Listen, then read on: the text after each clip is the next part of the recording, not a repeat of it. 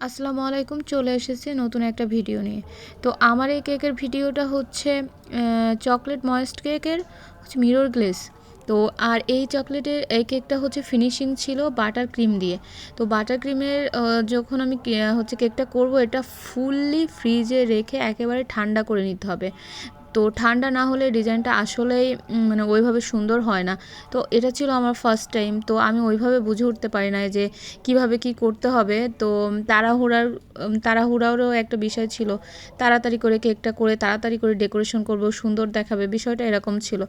কিন্তু আসলেই না, যে যত মন দিয়ে সময় নিয়ে কেকের কাজটা করা হয়, কেকটা না আরও তত বেশি সুন্দর হয়। তারপরেও মাশাল্লাহ কেকটা অত বেশি খারাপ হয় নাই, যে ডিজাইনটা হয়েছে। তো মাশাল্লাহ অনেক সুন্দরই লাগছিল। তো ভিডিও থেকে সামনাসামনি দেখতে আরও ভালো লাগছিল। খেতে মাশাল্লাহ অনেক ভালো ছিল। বাসার সবাই খেয়ে অনেক প্রশংসা করেছে যে না, কেকটা অনেক মজা ছিল, আলহামদুলিল্লাহ। তো খেয়ে যখন সবাই বলেছে আলহামদুলিল্লাহ, আলহামদুলিল্লাহ।